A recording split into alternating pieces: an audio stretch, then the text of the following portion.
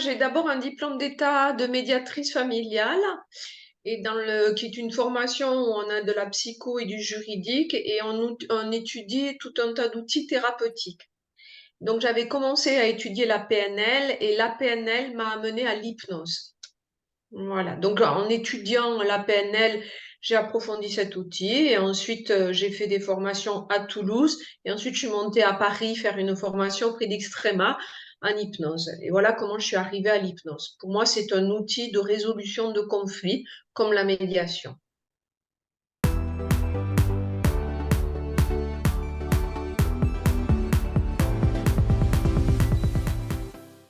Pour moi, le SNH permet de défendre notre profession, car tout le monde aujourd'hui peut s'installer comme hypnothérapeute.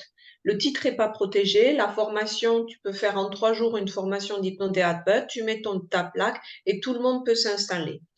Il me semble fondamental d'avoir une qualité de formation parce que les gens qui viennent consulter des hypnothérapeutes, c'est qu'ils ont une fragilité, une problématique. Donc, si en face, on a quelqu'un qui n'a pas une formation de qualité, un titre qui est reconnu, un métier protégé, ben, n'importe qui peut s'installer et ça peut être dangereux pour les gens. Le fait d'adhérer au syndicat, c'est défendre une profession, défendre une qualité de formation, défendre aussi un métier on se donne des règles, on se donne une éthique et une déontologie. Le syndicat permet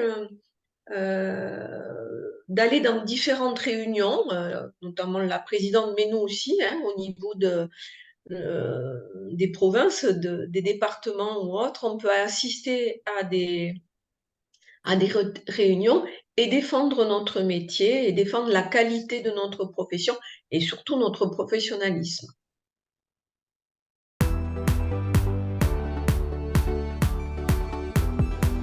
Moi, je suis la déléguée de l'Occitanie. L'Occitanie est très très grande, mais je suis la déléguée de l'Occitanie.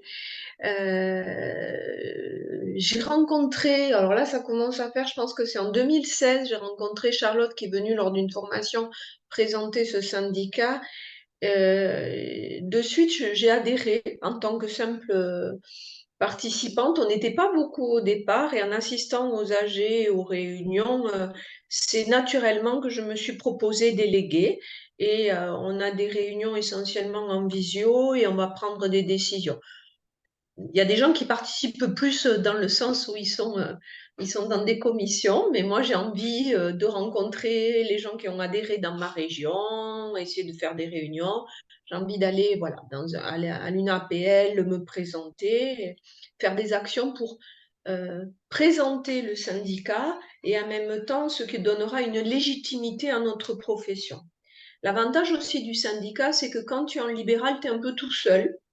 Et quand tu adhères à un syndicat, ben, tu es régulièrement informé sur des normes, des lois que l'on doit avoir quand tu es en libéral, les normes que l'on doit avoir sur toute la règle sur la médiation, les règles que l'on doit mettre sur nos sites. Enfin, c'est plein de choses que quand tu es en libéral, tu n'as pas le temps de t'informer ou tu ne sais pas. Voilà.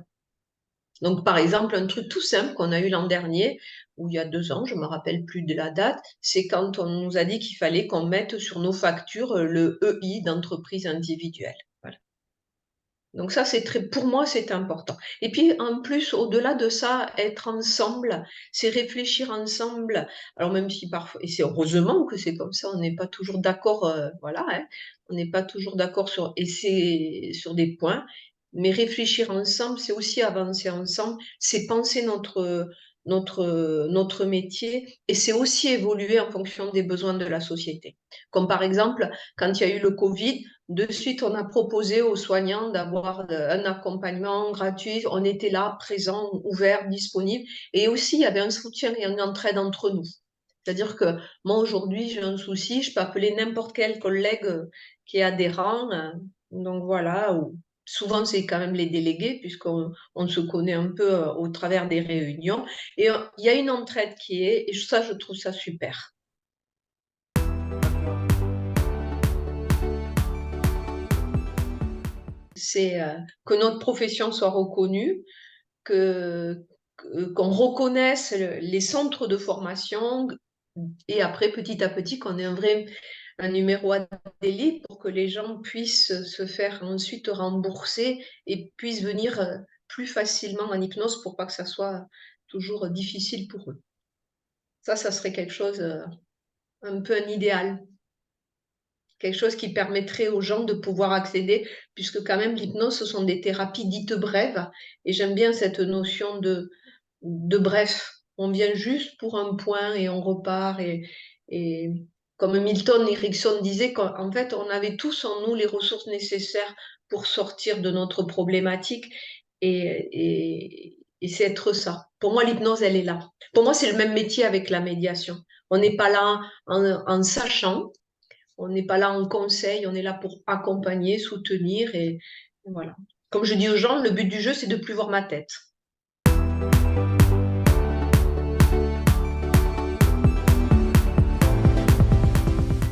Moi, ce que j'aimerais, c'est une vraie rencontre de tous les délégués à Paris et que les adhérents puissent venir et qu'on puisse faire une conférence, tu vois, et que ça soit médiatique, qu'on puisse nous entendre, nous voir et que les gens voient qu'on soit un vrai syndicat. Du coup, ça ferait venir encore tous les autres hypnothérapeutes qui n'ont pas adhéré ou qui n'en comprennent pas encore le sens ou qui ne savent pas qu'on existe. Voilà, faire un grand rassemblement.